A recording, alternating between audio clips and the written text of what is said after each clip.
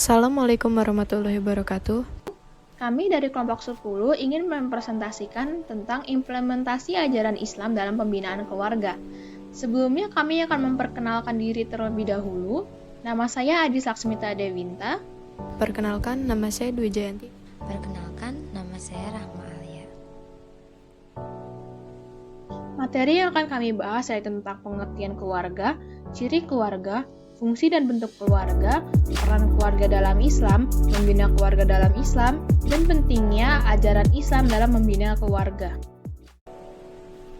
Selanjutnya yaitu ada salah satu ayat dalam Al-Quran yang berkaitan dengan materi yang akan kami presentasikan, yaitu dalam Quran Surat At-Tahrim, surat ke-66, ayat ke-6. Saya izin membacakan bahasa Arabnya. A'udzu billahi minasyaitonir rajim. Bismillahirrahmanirrahim. Ya ayyuhalladzina amanu qu anfusakum wa ahlikum naran waquduhan nas wal hijaratu 'alaiha malaikatun ghilazun shidadun la ya'sunallaha ma amrahum wa yaf'aluna ma yu'marun. Yang artinya, wahai orang-orang yang beriman, peliharalah dirimu dan keluargamu dari api neraka yang bahan bakarnya adalah manusia dan batu, menjaganya malaikat-malaikat yang kasar dan keras, yang tidak durhaka kepada Allah terhadap apa yang Dia perintahkan kepada mereka dan selalu mengerjakan apa yang diperintahkan. Pengertian keluarga. Menurut Departemen Kesehatan Republik Indonesia tahun 1988, keluarga adalah unit terkecil dari masyarakat yang terdiri atas kepala keluarga dan beberapa orang yang terkumpul dan tinggal di suatu tempat di bawah suatu atap dalam keadaan saling ketergantungan. Selanjutnya yaitu keluarga menurut Ahmad Mukhtar Umar tahun 2008, yaitu keluarga berasal dari bahasa Arab yang disebut ahlun. Ahlun berasal dari kata ahila yang berarti senang, suka, atau ramah. Menurut pendapat lain, kata ahlun berasal dari kata ahala yang berarti menikah. Ciri keluarga. Yang pertama yaitu terdiri dari orang-orang yang memiliki ikatan darah atau adopsi. Yang kedua yaitu anggota suatu keluarga biasanya hidup bersama-sama dalam satu rumah dan mereka membentuk suatu rumah tangga. Yang ketiga memiliki satu kesatuan orang-orang yang berinteraksi dan saling berkomunikasi, yang memainkan peran suami dan istri, bapak dan ibu, serta anak dan saudara. Yang keempat mempertahankan suatu kebudayaan bersama yang sebagian besar berasal dari kebudayaan umum yang lebih luas. Fungsi keluarga. Yang pertama yaitu fungsi biologis. Seperti yang kita tahu, manusia itu membentuk keluarga untuk melanjutkan keturunannya. Yang kedua yaitu fungsi psikologis. Ini berkaitan dengan afeksi yaitu kasih sayang, karena setiap manusia membutuhkan kasih sayang terutama dari keluarga ini. Yang ketiga yaitu fungsi sosiologis. Manusia kan makhluk sosial ya, jadi tidak dapat hidup sendiri, makanya manusia itu membentuk keluarga. Yang terakhir yaitu fungsi pendidikan. Karena anak itu kan pendidikan pertamanya kan ada di keluarga. Makanya keluarga itu sangat penting untuk pendidikan. Selanjutnya adalah bentuk-bentuk keluarga. Yang pertama adalah bentuk keluarga berdasarkan jenis anggota keluarganya. Yang pertama ada keluarga inti atau nuclear family. Itu adalah keluarga yang terdiri dari ayah, ibu, dan anak-anak. Yang kedua ada keluarga besar atau extended family. Ini adalah keluarga inti yang ditambahkan dengan sanak saudara seperti kakek, nenek, keponakan, dan lain-lain. Selanjutnya yang ketiga adalah keluarga berantai atau serial family. Adalah keluarga yang terdiri dari wanita dan pria yang menikah lebih dari satu kali dan merupakan satu keluarga inti. Yang keempat ada keluarga duda atau janda atau single family. Ini adalah keluarga yang terjadi karena perceraian atau kematian dari salah satu pasangan. Yang selanjutnya adalah keluarga berkomposisi atau composite. Adalah keluarga yang perkawinannya berpoligami dan hidup secara bersama. Yang terakhir adalah keluarga kabitas atau cohabitation. Ini adalah dua orang yang terjadi tanpa pernikahan tetapi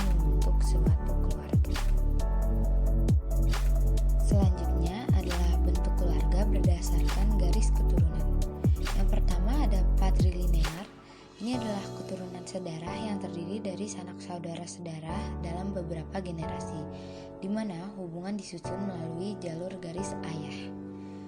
Yang kedua, ada matrilinear. Ini adalah keluarga sedara yang terdiri dari sanak saudara-saudara dalam beberapa generasi, di mana hubungan itu disusun melalui jalur garis ibu. Selanjutnya adalah bentuk keluarga berdasarkan jenis perkawinan. Yang pertama, ada monogami, di mana satu orang suami hanya memiliki satu istri. Selanjutnya adalah poligami. Di sini satu orang suami memiliki lebih dari satu istri. Selanjutnya adalah bentuk keluarga berdasarkan pemukiman. Ini terdiri dari 3, patrilokal, matrilokal, dan neolokal.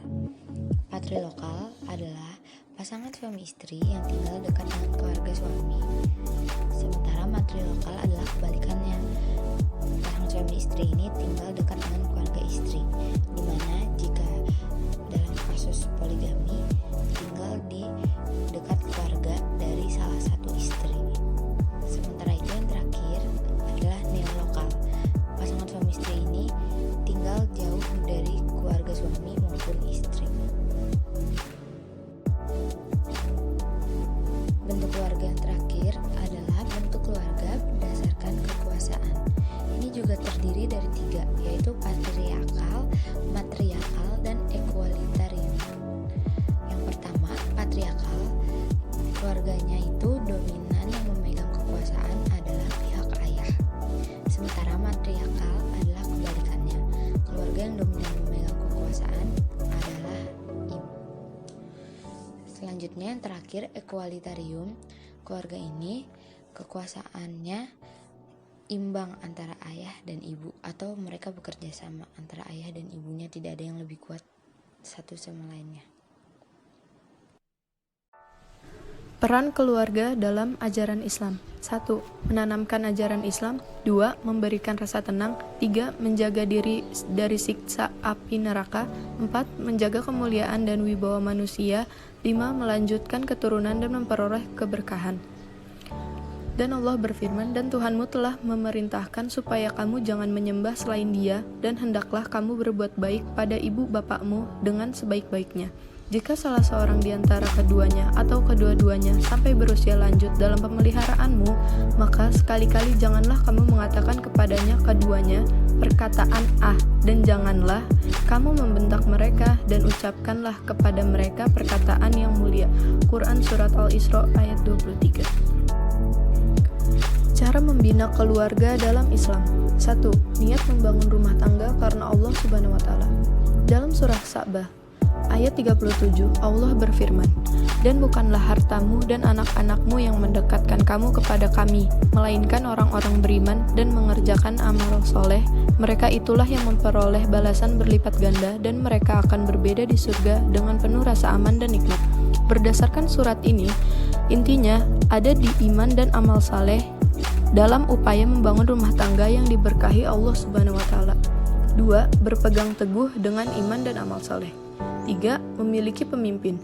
Rasulullah SAW memberitahu bahwa laki-laki adalah pemimpinnya.